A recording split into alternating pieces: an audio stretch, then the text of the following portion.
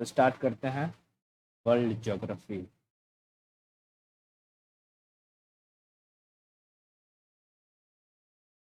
World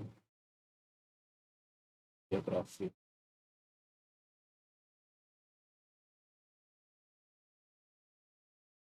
world geography में हमारा starting होगा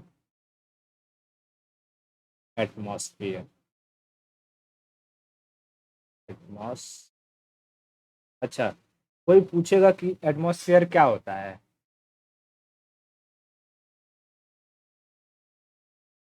नहीं, वो माहौल थोड़ी बनाना है वो एटमॉस्फेयर करके। ऐसा दुनिया, हाँ, कहेगा कि एटमॉस्फेयर क्या होता है। तो एटमॉस्फेयर हम अलग अलग चीजों के कहते हैं। जैसे कि अगर कोई ग्रुप है, ठीक है, वहां सब पढ़ने वाले हैं, कोई जगह है वहां पर सब पढ़ने वाले हैं, उसे कहते हैं ना, ये पढ़ने वाला एटमॉस्फेयर है। यानी यहाँ पर तू नहीं भी पढ़ेगी तो भी तेरा मन करेगा पढ़ने के लिए। ठीक है, वैसे ही हमारा जो अर्थ है, हमारे अर्थ के चारों तरफ गैसों का एक मिश्रण है, मिक्सचर है, जिसे हम लोग क्या कहते हैं? एटमॉस्फेयर, वातावरण। ठीक है, ओके। तो एटमॉस्फेयर क्या होता है? Mixture of various gases. Mixture of various gases, यानी अलग अलग गैसों का मिश्रण क्या कहलाता है? एटमॉस्फेयर। हिंदी में वातावरण। वातावरण का समझ में आया? ओके। एटमॉस्फेयर क्या होता है? Mixture of various gases. ठीक है, इन गैसों में अगर हम बात करेंगे कि अच्छा कौन कौन सी गैसेस है, तो गैसों में आता है सबसे ज़्यादा जो होता है वो nitrogen. Nitrogen 78%। Oxygen, oxygen 21%। Argon, argon यार 0.9%। Carbon dioxide CO2 0.03%। ठीक है, उसके बाद जो बचा खुचा रहता है अदर गैसेस। अदर गैसेस इसमें वाटर वेपर हो गया, डस्ट पार्टिकल हो गया। ठीक है, water vapour, dust particle, dust particles, ये सब इंक्लूड रहते हैं। ठीक है, बता, कार्बन डाइऑक्साइड कितना परसेंट होता है एटमॉस्फेयर में?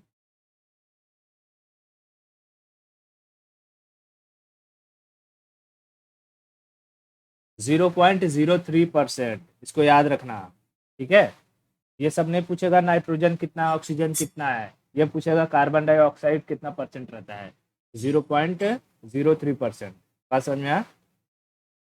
ये गैसेस कहाँ रहती हैं? तो जैसे अगर हम बात करें कि हमारा ये अर्थ मान ले, अर्थ को क्या कहते हैं? ब्लू प्लेनेट कहते हैं, नहीं कहते हैं? ये हमारा अर्थ है। अर्थ ऊपर से थोड़ी सी चपटी है और बीच में से उथली हुई है ना? हाँ, अब इस अर्थ के चारों तरफ ये गैसों का जो अलग अलग मिश्रण है। ठीक है? अर्थ के चारों तरफ गैसों का एक घिराव है। इसे ही हम क्या कहते हैं? इस इसे हम लोग एटमॉस्फेयर कहते हैं। इसे ही हम एटमॉस्फेयर कहते हैं। अब देख, जैसे हमारी अर्थ रोटेट करती है अपने एक्सिस पर, तेरे घर में पंखा होगा, पंखा भी अपने एक्सिस पर रोटेट करता होगा। जब पंखा बंद हो जाती है तो गर्मी लगती है कि नहीं लगती? जब पंखा बंद हो जाता है तो तेरे आस-पास सराउंडिंग्स में हवा होती है कि नहीं होती है? होती है। लेकिन जब वो पंखा चालू होता है तब तुझे महसूस होता है कि हवा लग रहा है। तो क्या वो पंखा हवा छोड़ता है?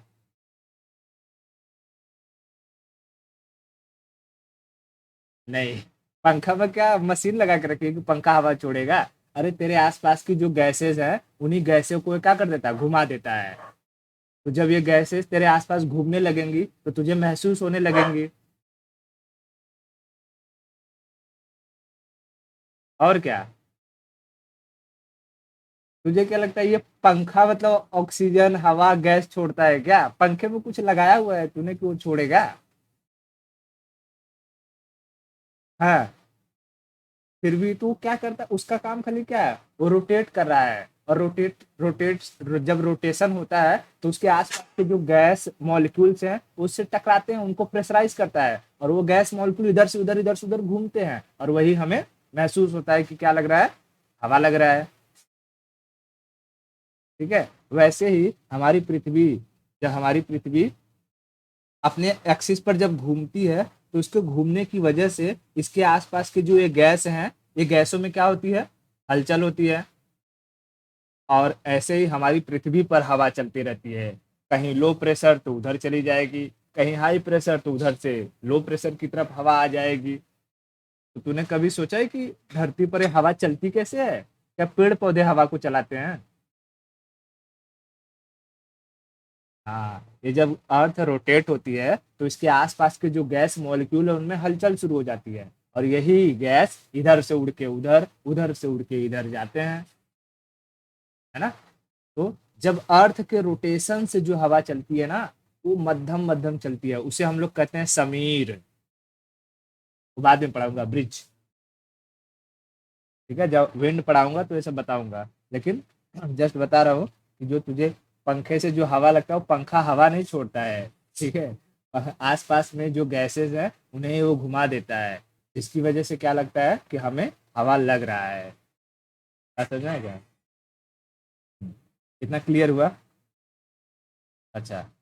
कहेगा कि ये जो गैसों का लेयर है वो धरती से कितने किलोमीटर का लेयर है ये 600 किलोमीटर का लेयर होता है, अर्थ सरफेस से लेकर के 600 किलोमीटर तक। ठीक है। 600 किलोमीटर का लेयर। समझ, हम धरती पर खड़े हैं तो हमारे ऊपर 600 किलोमीटर के लेयर के गैसों का दबाव है हम पर। इसीलिए हमारे जो बॉडी के ऑर्गन्स है, हमारा ब्लड प्रेशर है, वो सब अंदर है, मेंटेन है। और जैसे ही हम लोग ये 600 किलोमीटर का ये जो प्रेशर है इसे छोड़कर अगर स्पेस में जाते हैं तो हमारी किडनी बाहर आने लगेगी, आंख बाहर आने लगेगी, दांत बाहर आने लगेंगे, यानी तेरी पूरी की पूरी बॉडी ब्लास्ट हो जाएगी। इसलिए जब स्पेस में जाते हैं तो उन्हें सूट पहना के भेजा जाता है। समझ में आया? हाँ। तो ऐसे में क्या होता है कि अब तू जैसे जैसे क्या होता है अर्थ से ऊपर जाती है तो इसमें देखिए एक फैक्टर और काम करता है कि जैसे अर्थ पर है, ग्रेविटी तुझे पकड़ के रखी हुई है। तू अर्थ पर क्यों रुकी हुई है? ग्रेविटी रोक के रखी है। ऊपर से ये जो हवाएं हैं उनका भी प्रेशर है तेरे ऊपर। ठीक है। तो उसकी वजह से भी तेरे बॉडी के ऑर्गन्स अंदर बढ़िया फिट रहते हैं। लेकिन जब तू प्लेन में उड़ती है, ठीक है, जब प्लेन में उड़ती है तो प्लेन तो जमीन से काफी ऊंचाई पर उड़ता है, अभी बताऊंगा कहाँ उड़ता है प्लेन। ठीक है। तो जब ऊपर जाती है ना तो नीचे ग्रेविटी तेरा कम हो जाता है, मतलब तेरे ऊपर ग्रेविटी का प्रेशर कम हो जाता है, लगाव खिंचाव बल कम हो जाता है। और ये गैसें हैं, गैसों का प्रेशर बड़ा कम लगता है। इसलिए कुछ कुछ लोग जो पहली बार एरोप्लेन वगैरह में ट्रेवल करते हैं ना, तो जब हवाई जहाज स्ट्रेटोस्फेयर में जाता है, ट्रोपोस्फेयर से निकल करके दूसरे लेयर में, वहां पर जाने के बाद किसी किसी लोगों की आंख दर्द करने लगेगी, किसी किसी का जो कि ये पेट दर्द करने लगेगा, कान दर्द करने लगता है। समझे? वो किस वजह से? वो इस वजह से क्योंकि जैसे ही वो ग्रेविटी से ऊपर जाते हैं उनकी सारे ऑर्गन्स बाहर आने की कोशिश करते हैं, उनके उस पर प्रेशर लगता नहीं है। ठीक है। तो ग्रेविटी का खिंचाव बल कम होने की वजह से वो सब दर्द करने लगता है। अब पूछेगा कि अच्छा ये जो गैसों का लेयर है, ठीक है, ये जो गैसों का लेयर है ये अर्थ पर रुका कैसे है? अर्थ घूम रही है ऐसे ऐसे, तो ये दूर दूर क्यों नहीं भाग जाते हैं घूमते घूमते? गैस लेयर, इसे क्या कहते हैं? एटमॉस्फेयर।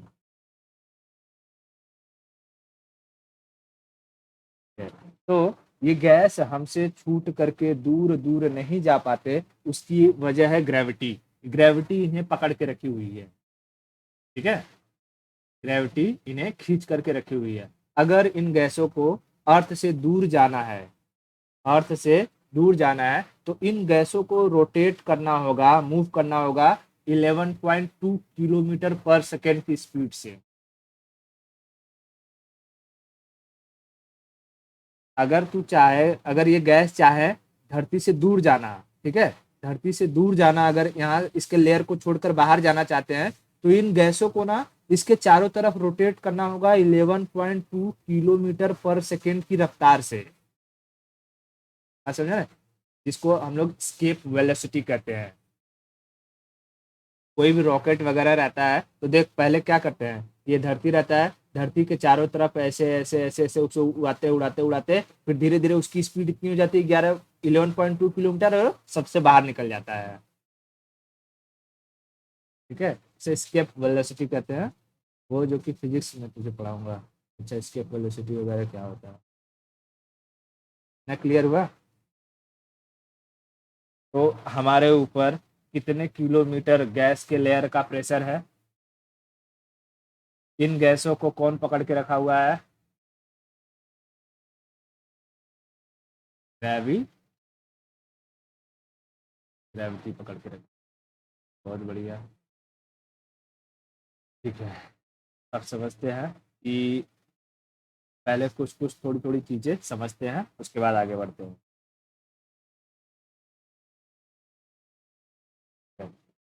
तो ये एटमॉस्फेयर वगैरह वाला सब समझ में आ गया।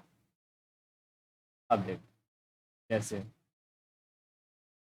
एटमॉस्फेयर, वातावरण। एटमॉस्फेयर को हिंदी में वातावरण ही कहते हैं ना। एनवायरमेंट को क्या कहते हैं? पर्यावरण। ओ हाँ, बरोबर बरोबर। पर्यावरण के, हाँ, ठीक है। अब देख, हम देखते हैं कि ये एटमॉस्फेयर जो है वो हमें किस किस चीज में हेल्प करता है। ठीक है, तो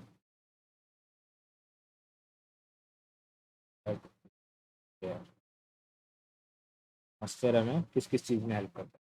पहली बात तो, हाँ बार मुझे बनाना पड़ेगा। अर्थ,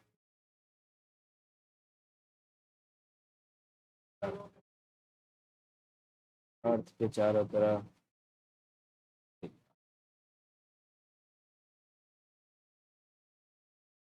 गायब हो गया क्या सब कुछ? देखिए क्या, क्या कुछ प्रॉब्लम हुआ? स्क्रीन दिखाई दे रहा है? अरे यार, हैंग हो गया क्या है?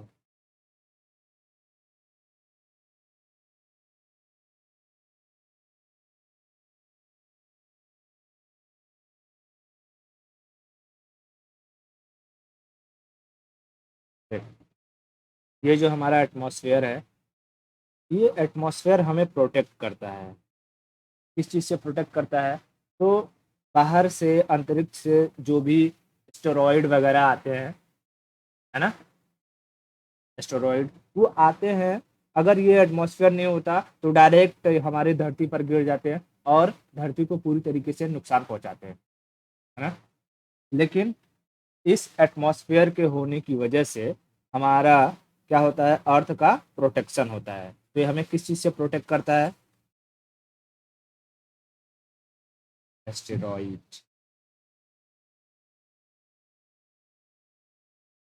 प्रोटेक्शन।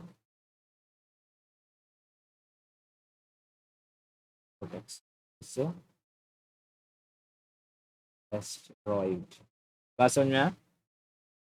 एस्टेरॉइड से हमारा प्रोटेक्शन करता है। उसके बाद दूसरी चीज़ क्या होती है कि जब ना सूरज निकलता है, ठीक है, मतलब कि सूरज तो अपनी जगह रहता है, अर्थ घूमते रहता है, लेकिन जब अर्थ का पोजीशन ऐसा आता है कि मान ले सूरज अभी यहाँ पर है, ठीक है, सूरज अभी यहाँ पर है, तो इस गैसों की वजह से ना ये सूरज जो एक्चुअल पोजीशन यहाँ है वो हमें यहाँ दिखाई देता है,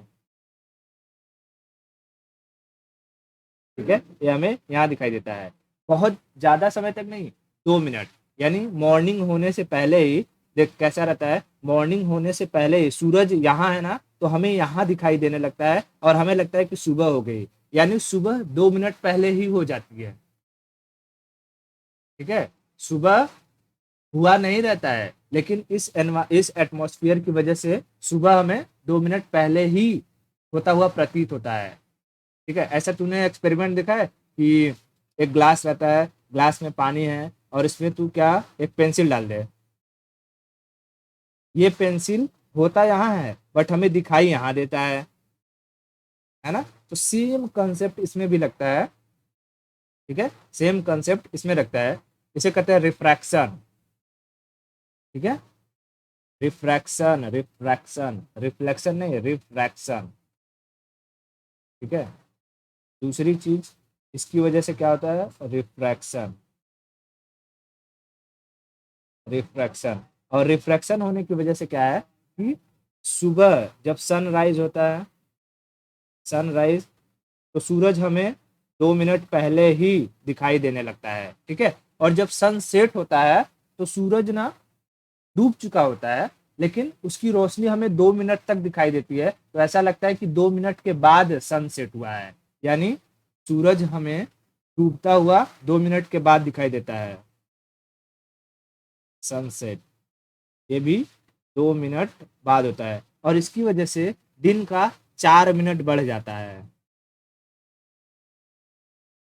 बात समझ में आया क्या, दिन का 4 मिनट बढ़ जाता है, ये क्लियर हुआ?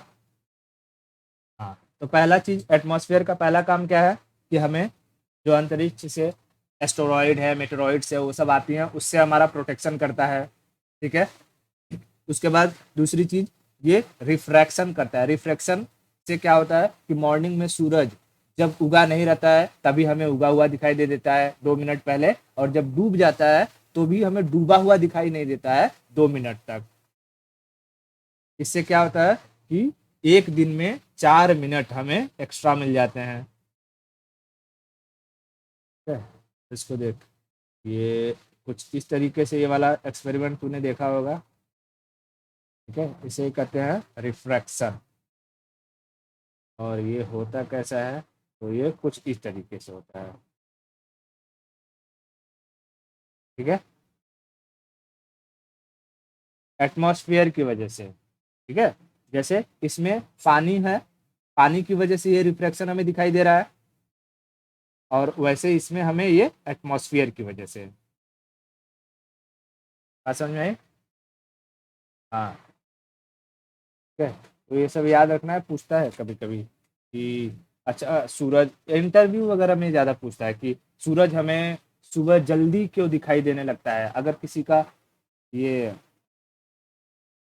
बोलते हैं मेंस में जो अपना ऑप्शनल रहता है, अगर वो ज्योग्राफी वगैरह रहता है तो उसमें ज़्यादा चांसेस पूछते हैं। ऐसे ही एक बार इंटरव्यू में पूछा था कि अच्छा बताइए कि ऐसा कौन सा लेयर है जो कम्युनिकेशन के लिए यूज होता है, यानी जो हम बात करते हैं तो सिग्नल्स आते हैं, रेडियो चलाते हैं तो सिग्नल्स आता है, तो कौन से लेयर को कम्युनिकेशन लेयर कहते हैं, तो अभी बताऊंगा वो सब। इतना क्लियर हुआ क्या? ओके, अब हम समझते हैं एटमॉस्फेयर के लेयर्स के बारे में कि कौन कौन से लेयर होते हैं एटमॉस्फेयर के।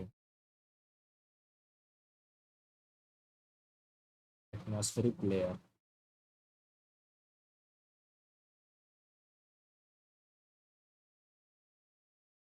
एटमॉस्फेरिक लेयर्स, ठीक है,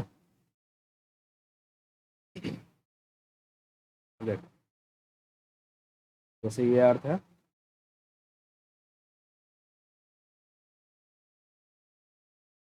अर्थ के कुछ किलोमीटर तक रहता है, उसे हम कहते हैं ट्रोपोस्फेयर। उसके बाद दूसरा जो लेयर आता है उसे हम कहते हैं स्ट्रेटोस्फेयर। उसके बाद आता है तीसरा लेयर, उसे हम मेजोस्फेयर। उसके बाद आता है थर्मोस्फेयर या आयनोस्फेयर, और उसके बाद जो रहता है उसे हम कहते हैं एक्सोस्फेयर। ठीक है, यानी 1, 2, 3, 4 और ऊपर है 5। ठीक है, तो टोटल कितने लेयर होते हैं देख। इसको कहते हैं ट्रोपोस्फेयर। ट्रोपोस्फेयर तो कहते हैं स्ट्रेटोस्फेयर। स्ट्रेटोस्फेयर बीच वाला है तो इसे मेजोस्फेयर। मेजोस्फेयर। इसके बाद आता है ये आयनोस्फेयर।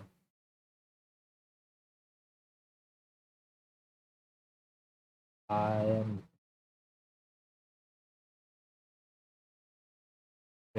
इसी को कहते हैं थर्मोस्फेयर। चलो बाद में लिखा दूंगा उसमें। और इसको ऊपर कहते हैं exosphere.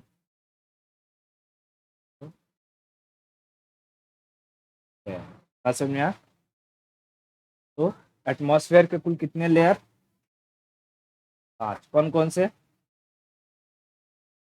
Troposphere, stratosphere, mesosphere, ionosphere, exosphere. कितना क्लियर हुआ? अब एक एक को हम जैसे, पहला है हमारा ट्रोपोस्फेयर।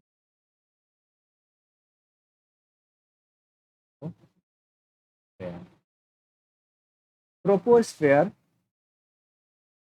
जो होता है, अगर इसकी हम हाइट देखें तो ये अर्थ सरफेस से लेकर के 14 किलोमीटर 18 किलोमीटर की दूरी तक रहता है। 8 किलोमीटर से लेकर 18 किलोमीटर तक हाइट अगर बात करें तो 8 से लेकर के 18 किलोमीटर। 18 किलोमीटर। लेकिन जैसे जैसे अब बता, ये जो ट्रोपोस्फेयर है इसमें क्या रहेगा? गैस ही रहेगा ना। हाँ, उसी को हम लोग अभी सब एटमॉस्फेयर एटमॉस्फेयर इतना समझे हैं, तो सब गैस ही गैस रहेगा। ठीक है। हाँ, तो जब मैं कहूंगा कि 8 से 18 किलोमीटर तक है तो क्या है? गैस है। समझ में आया? 8 से 18 किलोमीटर। लेकिन इसकी ना एवरेज अगर हाइट की बात करेगा, कि जैसे इसको ऐसे समझ, तो मैंने बताया कि ये अगर अर्थ है तो अर्थ ऊपर से चपटा है। ठीक है, मतलब कि थोड़ा दबा हुआ है और बीच में से ऐसे बल्जी है, निकला हुआ है, इस तरीके का है यार, है ना। हाँ, तो देख, अब जैसे जैसे ये इक्वेटर वाला एरिया है, यहाँ पर धूप बहुत अधिक पड़ती है। ठीक है, और यहाँ तक ऊपर वाले तक एरिया में धूप की किरणें एकदम स्लैंट जाती हैं, बहुत कम जाती हैं। ठीक है, और कोई भी चीज है अगर उस पर हीट बहुत अधिक पड़ेगा तो उसके मॉलिक्यूल दूर दूर भागेंगे। उसके मॉलिक्यूल क्या होंगे? दूर दूर जाएंगे। दूर दूर जाएंगे तो क्या होगा? ये हल्का होगा और हल्का होके ऊपर उठने लगेगा, है ना। ऊपर उठेगा। जैसे जब पानी गर्म होता है तो उसके वेपर बनते हैं, वेपर बनते टाइम इसके मॉलिक्यूल दूर दूर होते हैं और ऊपर उठने लगते हैं। और एक टाइम ऐसा आता है कि एक ऐसा प्लेस आता है जहां पर ये एकदम ठंडा हो जाते हैं और वहीं पर जमा हो जाते हैं। यानी हम क्या देख रहे हैं कि जहां पर हाइट मतलब टेम्परेचर ज्यादा है, वहां पर ये गैसें दूर दूर है और ज्यादा हाइट पर होंगी। लेकिन जहां पर टेम्परेचर कम होगा वहां पर ये गैसें बहुत मोटे तौर पर है और नीचे ही रहेंगी। तो अब बता, जैसे अगर मैं कहूँ कि ये जो हमारा ट्रोपोस्फेयर इक्वेटर वाले एरिया में ज्यादा हाइटेड होगा या पोलर वाले एरिया में ज्यादा हाइटेड होगा, मतलब ज्यादा ऊंचाई पर होगा? इक्वेटर पर ज्यादा ऊंचाई पर होगा। उसी तरीके से अगर मैं बात करूं, ये है हमारा, ठीक है, भारत। ठीक है, भारत। तो बता, भारत में ये जो ट्रोपोस्फेयर होगा वो केरला में ज्यादा हाइटेड होगा या यहाँ जो कि यूपी बिहार में ज्यादा हाइटेड होगा, या अगर मैं कहूँ जम्मू कश्मीर में ज्यादा हाइटेड होगा? केरला में, यानी अगर मैं केरला में खड़े होके ट्रोपोस्फियर की मेजरमेंट करूं तो ये मुझे ज़्यादा हाइट में मिलेगा, और वहीं वहाँ पर जम्मू कश्मीर में खड़े होके उसकी मेजरमेंट करूं तो वो कम हाइट पे मिलेगा, मुझे जल्दी ही गैसेस मिल जाएंगी सारी की सारी। क्यों ऐसा?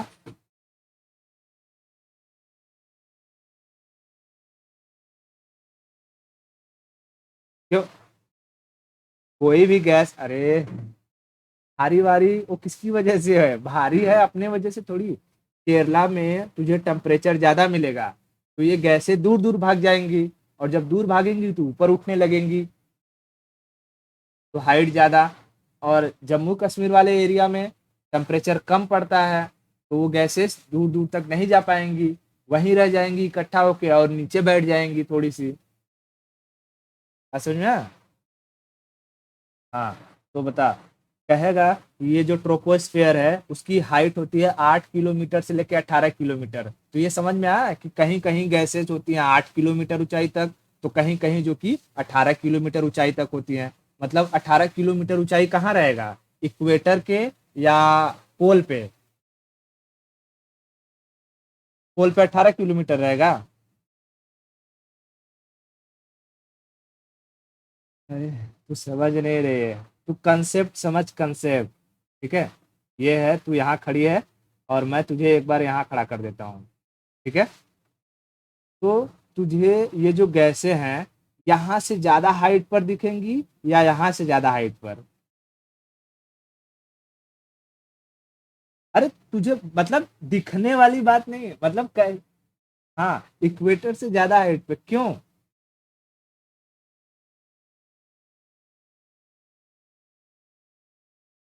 हाँ, सनलाइट डायरेक्ट पड़ती तो उससे क्या होता है? पूरा एक्सप्लेन करना फटफट जल्दी। उसके मॉलिक्यूल्स दूर दूर होते हैं, और कोई भी चीज अगर दूर दूर होता है तो फैल के जो कि हल्की हो जाएगी और ऊपर उठेगी। पानी वाला कंसेप्ट याद रखना, जो वेपर वाला रहता है। घंटा याद है तेरे को? क्लियर नहीं रहेगा ना तो बोलना पहले ने, नहीं तो सब कंफ्यूजन में हो जाएगा तुझे।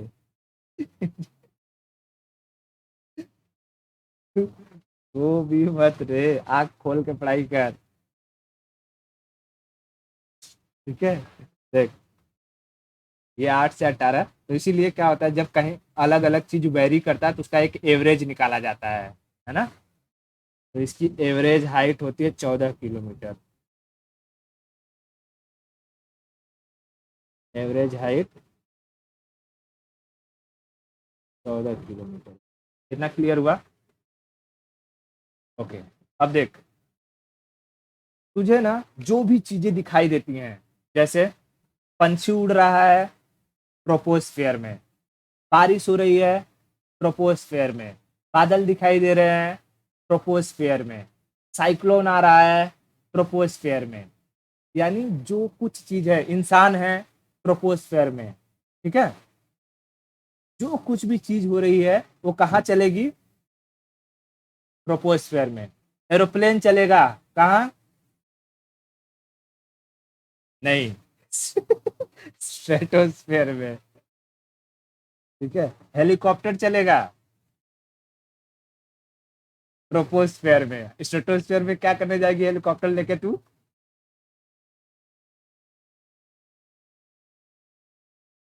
पागल है, उड़ता। स्ट्रे हेलीकॉप्टर को ना क्या चाहिए रहता है पता है?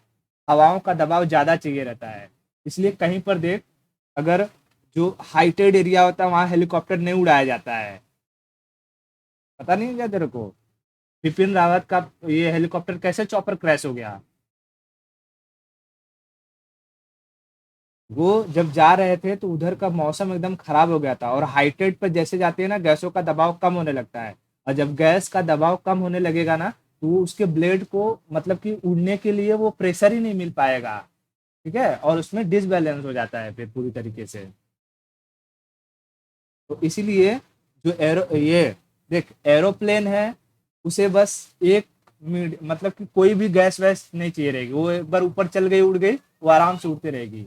लेकिन जो ये है तेरा हेलीकॉप्टर वगैरह है, इनको हवाओं का दबाव ज्यादा चाहिए, जहां पर हवाओं का दबाव कम या लेयर पतला होता है ना, वहां पर ये हेलीकॉप्टर नहीं उड़ पाते। और जैसे जैसे ऊपर उठेगी तू, तेरे गैसों का जो दबाव है वो कम होने लगता है। ठीक है, इसकी वजह से ये जो जितने भी हेलीकॉप्टर रहेंगे वो सब कहाँ उड़ते हैं, ट्रोपोस्फियर में। ठीक है, तो ट्रोपोस्फियर से तुझे क्या समझ में आया? बारिश होगा कहाँ होगा? रेन, मैं ट्रेन लिख रहा हूँ। रेन ट्रोपोस्फियर में, क्लाउड ट्रोपोस्फियर में, हेलीकॉप्टर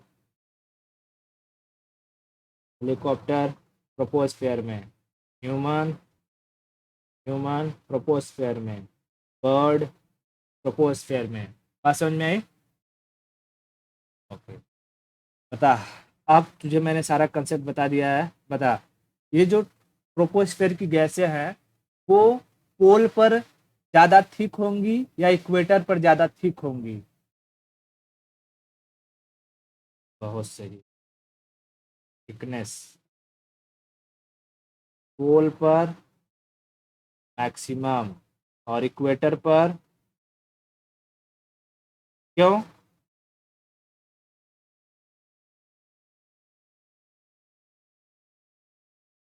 बहुत सही, अभी एक्सप्लेन किया तूने सही से। थिकनेस थे। अब अगर थिकनेस की बात करूं, अब मैं बात करता हूँ हाइट की। हाइट, बता। हाइट पोल पर ज्यादा होगी या इक्वेटर पर? इक्वेटर पर, क्यों? हाँ, इतना क्लियर हुआ? ओके, अब देख। जैसे जैसे तू ऊपर उठती जाएगी, तेरा टेम्परेचर कम होते जाता है, यानी हर 165 मीटर की ऊंचाई पर 1 डिग्री सेल्सियस टेम्परेचर में गिरावट आती है। ठीक है, 1 डिग्री, मैंने बताया ये बात ऐसे ना। हाँ, 1 degree Celsius temperature decreases at every 165 metre height. Clear है? ओके, ठीक है। अब बता। अब अगर कहेगा कि अच्छा बताओ, ये जो ट्रोपोस्फेयर की गैसेस हैं, ये गर्मी के दिन में ज्यादा हाइटेड रहेंगी या ठंडी के दिन में?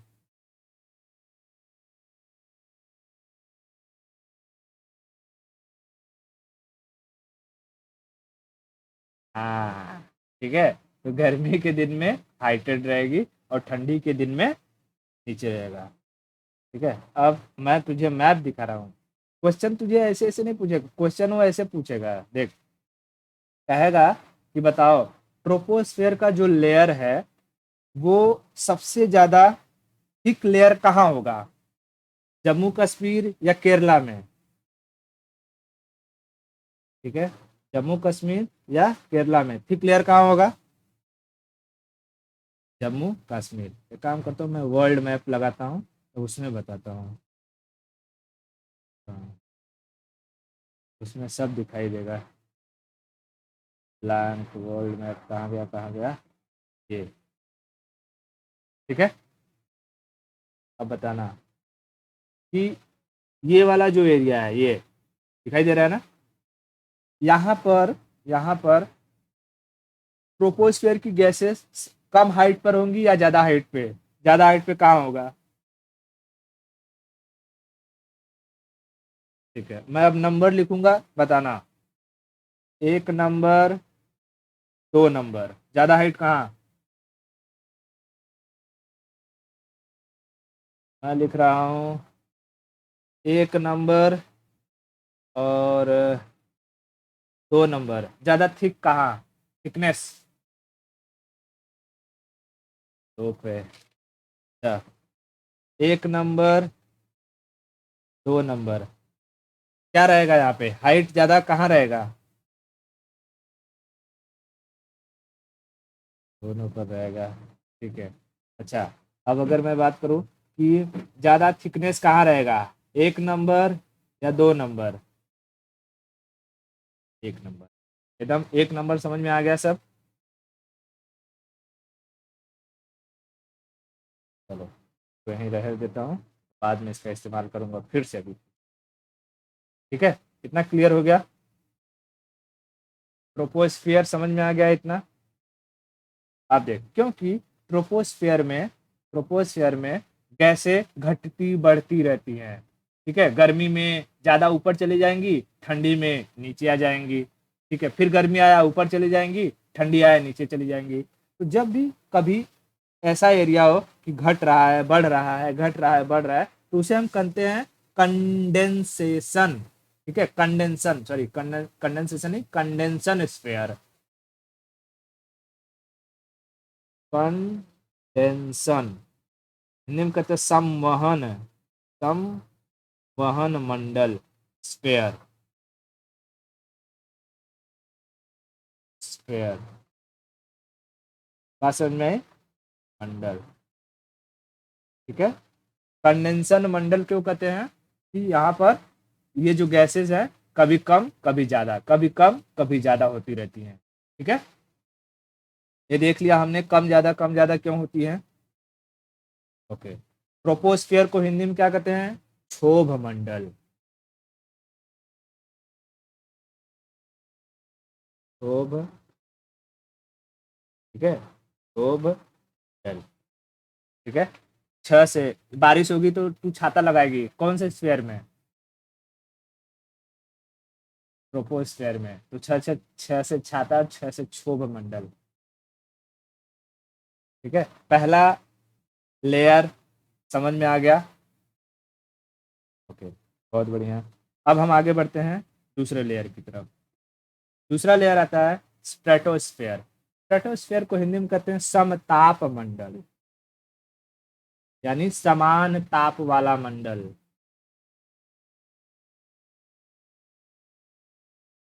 स्ट्रेटोस्फेयर तो क्या कहते हैं? सम ताप मंडल। ठीक है, समान ताप वाला मंडल, यानी समान टेम्परेचर वाला, इक्वल टेम्परेचर वाला। ठीक है, यहाँ पर क्या होता है, टेम्परेचर मेंटेन रहता है, इक्वल रहता है। ठीक है, अब देख, ये मंडल की अगर हम हाइट बात करें ना, तो ये 50 किलो, धरती से 50 किलोमीटर की ऊंचाई पर होता है।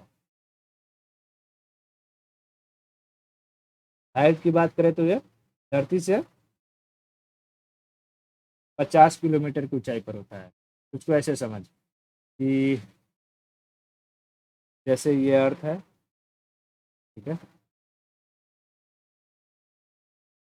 अर्थ, अर्थ से अगर हम बात करें कि 18 किलोमीटर की ऊंचाई तक तो कौन रहेगा? ट्रोपोस्फियर। ठीक है, 18 किलोमीटर की ऊंचाई तक ट्रोपोस्फियर, और 18 के ऊपर वाला एरिया, यानी जाए तो 18 दूनी 36, 51, थोड़ा यहाँ तक ले लेते हैं। ठीक है, यहाँ तक इसको हम समझ लेते हैं टोटल, नीचे से लेकर के अगर हम यहाँ से करें, ठीक है, तो ये कितना हो जाएगा? 50 किलोमीटर। ठीक है, 50 किलोमीटर। अब देखो, ये 50 किलोमीटर में ना, ऊपर का 10 किलोमीटर छोड़ दे, नीचे का 10 किलोमीटर छोड़ दे। ठीक है, ये जो बीच का 30 से 40 किलोमीटर का एरिया बचता है, उसमें एक गैस पाई जाती है जिसे कहते हैं ओजोन। ठीक है, इसमें क्या पाई जाती है? Ozone, O3। बात समझ में आया? इस ट्रोपोस्फेयर में कहेगा कि ओजोन गैस कहाँ पाई जाती है? स्ट्रेटोस्फेयर में। ठीक है, अब देख, मैं ओजोन गैस पर अभी आऊंगा, लेकिन इससे पहले तुझे स्ट्रेटोस्फेयर के बारे में कुछ बता देता हूँ। देख, स्ट्रेटोस्फेयर में टेम्परेचर एकदम इक्वल रहता है, इसमें कोई भी दूसरी और गैस तुझे देखने को नहीं मिलेंगी, जैसे नाइट्रोजन, कार्बन डाइऑक्साइड, बादल वादल। ठीक है, या तो डस्ट पार्टिकल या वेपर, ये सब देखने को नहीं मिलेगा यहाँ पे। ठीक है, तो अगर ये सब यहाँ देखने को नहीं मिलेगा, तो क्या लगता है यहाँ पर हवाएं सब चलेंगी? नहीं चलेंगी। यहाँ बारिश होगा? नहीं होगा। पक्षी उड़ेंगे? नहीं। इसीलिए जब ये ऐसे समझ, ये अर्थ है, अर्थ, और ये पूरा क्या है, ट्रोपोस्फेयर, और ये है मेरा स्ट्रेटोस्फेयर। ठीक है। जब जहाज जाता है, ठीक है, जहाज यहाँ से जैसे निकलेगा तो एक, पहले यहाँ पूरा गैस रहेंगे, गैसों का दबाव लगेगा, ये ऐसे झक झक झक झक झक झक झक झक करेगा, और सट से इसमें जब निकलेगा तो एकदम से फ्री हो जाएगा। लगा ओहो, एकदम प्रेशर खत्म। ठीक है।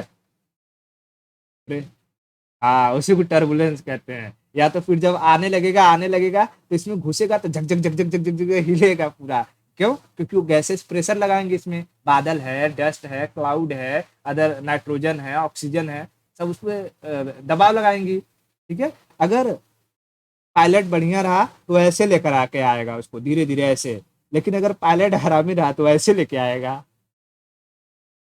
ठीक है। और ऐसे जब लेके आएगा तो लगेगा आप तो उलट गया। ठीक है। तो ऐसी सिचुएशन में अब ऊपर जाएगा स्ट्रेटोस्फेयर में, और मस्त यहाँ पर कोई दिक्कत नहीं, कोई झंझट नहीं, सीधा है एकदम। उसको पायलट ऑटो मोड पे डाल देगा और ये जहाज उड़ती रहेगी। ठीक है। ऑटो पायलट मोड पे डाल के बस छोड़ दो। ठीक है। आराम से अंटार्कटिक ओशियन पार करना हुआ, पैसिफिक ओशियन पार करना हुआ, उसमें 1-2 घंटे लग जाते हैं। आराम से पायलट सो जाता है ऑटो ऑटो मोड पे डाल के। और इसमें जहाज पे क्या लगा रहता है, इधर सेंसर लगा रहता है। ठीक है। सेंसर लगे होने की वजह से जब इसकी अगर सोच कि हाइट कम होने लगी, ऐसे ऐसे ऐसे गिरने लगा, तब टू टू टू टू टू टू बोलने लगा, फिर पायलट उठेगा, फिर इसको ऊपर ले जाएगा, फिर ऊपर ले जाएगा। ठीक है। हाँ। लेकिन कभी कभी क्या होता है, अभी कुछ दिन पहले की बात थी, ये बोइंग कंपनी की जहाज थी। ठीक है। नहीं नहीं, वो चाइना वाला नहीं, दूसरा था। बोइंग की जहाज थी। उसके जो सेंसर था ना, सेंसर पे बर्फ जम गया। ठीक है। और बर्फ जम गया, और वो पायलट सो गया था। पायलट सो गया था तो उसको, जो ऑटो पायलट था, उसको समझ में ही नहीं आ रहा है कि कहाँ जाना है। अब वो नीचे लिए जा रहा है, लिए जा रहा है, लिए जा रहा है, और जब झर्क लगा ऐसे तो पायलट उठा, देखा अरे बाप रे हाइट कम, और वो पायलट कह रहा है ऊपर चल, बोलता ना नीचे। वो ऑटो पायलट अपने कब्जे में कर लिया था, और वो जा करके जहाज क्रैश हो गई समुंदर में। फिर जाकर, हाँ, फिर जा करके बोइंग कंपनी ने जो थी, उन लोगों ने ऑटो पायलट को बोला भाग, इसको ज्यादा पावर नहीं देंगे, ज्यादा पावर देंगे ड्राइवर को जो चलाने वाला है। नहीं तो ड्राइवर से बढ़िया उड़ाता है ऑटो पायलट। हाँ, दोनों सो गए थे। इतना समझ में आया? तो हवाई जहाज कहाँ उड़ता है? स्ट्रेटोस्फेयर में। ठीक है? हवाई जहाज मेरा तो कुछ ज्यादा बड़ा होगा।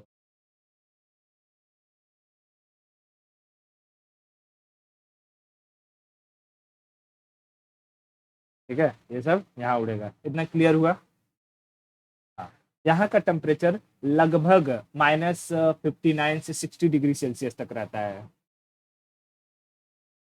हाँ, और क्या, प्लस में रहेगा। अरे तू हिमालय पे चल जा, हिमालय कितना, माउंट एवरेस्ट 8,848, 8,850, 9 किलोमीटर पकड़ ले। ट्रोपोस्फियर की हाइट 18 किलोमीटर है। तू ट्रोपोस्फियर में चली जा, तुझे माइनस में मिल जाएगा। हिमालय पे चली जा, माइनस में मिल जाएगा। तो यहाँ तू माइनस करके चौक तो रही है। टेम्परेचर -60 डिग्री सेल्सियस तक। ठीक है। इसलिए अगर कोई सोच रहा होगा कि मैं अफगानिस्तान में था ना, वो जो जब जहाज जा रही थी अपने आप को आगे बैठ के जा रहा था, ऊपर जाता, सोचो क्या होता है वो, एकदम, मतलब सोच -60 डिग्री सेल्सियस में उसके सेल्स जम जाते हैं। ठीक है। और जैसे ही इसमें आता है ट्रोपोस्फेयर में, वो बिखर जाता है एकदम से। क्योंकि कोई भी चीज है, या तो उसे एकदम गर्म करके तुरंत ठंडा कर दो तो भी टूट जाएगा, और एकदम ठंडा करके तुरंत गर्म कर दो तो भी टूट जाएगा, टुकड़े टुकड़े हो जाते हैं वहां पे, मर जाता है आदमी वैसे ही। कितना समझ में आया? ओके। अब हम आते हैं ये ओजोन के ऊपर, ठीक है। ओजोन,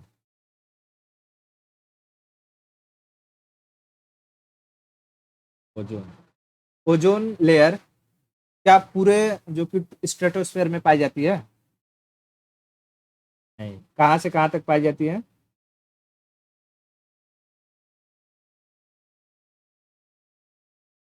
30 से 40 किलोमीटर के बीच में, ठीक है। बिटवीन 30 से 40 किलोमीटर के बीच में ये ओजोन लेयर क्या करती है? तो हमारी प्रोटेक्शन करती है। प्रोटेक्शन किस चीज से? अल्ट्रा वायलेट रेस से, ठीक है, यूवी रेस से। क्या समझ में आया? ओके। अब देख, ये जो ओजोन लेयर है ना, तूने कई बार न्यूज में सुना था कि ओजोन लेयर में होल हो गया है।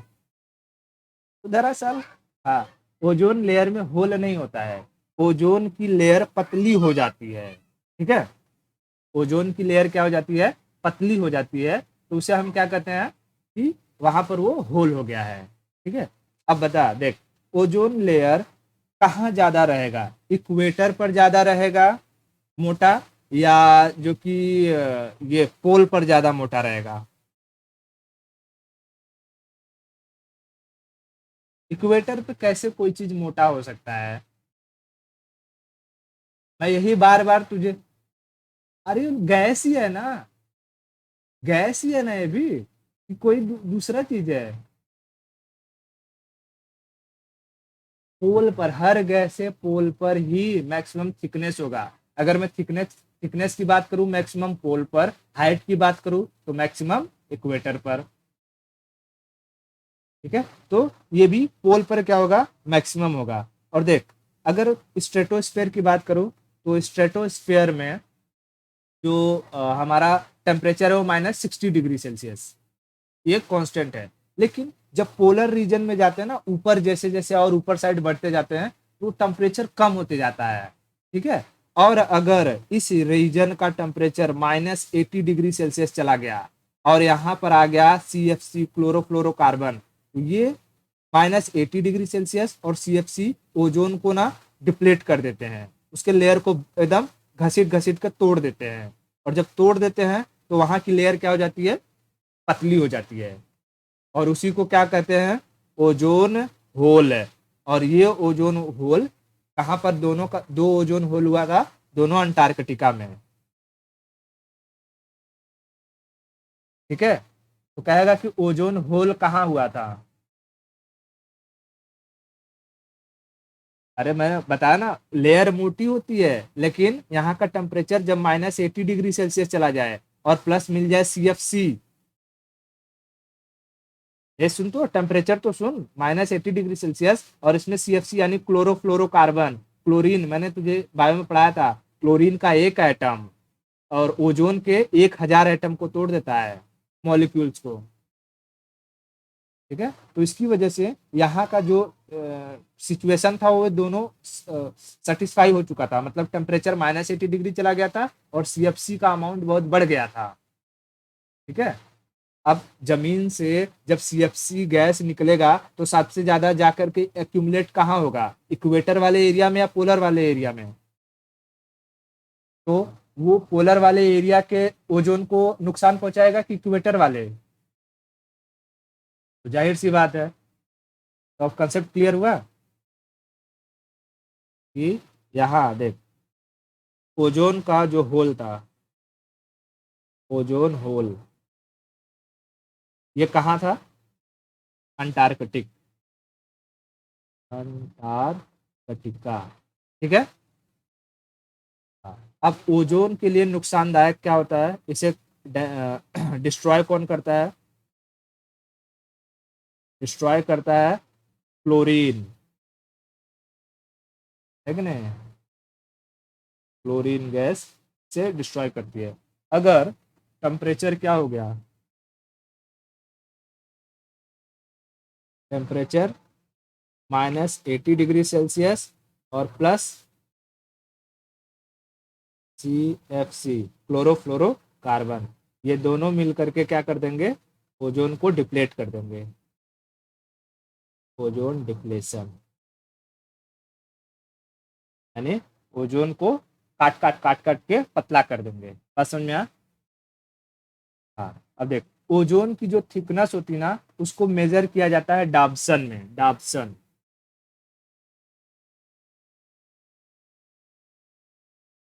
Ozone thickness measured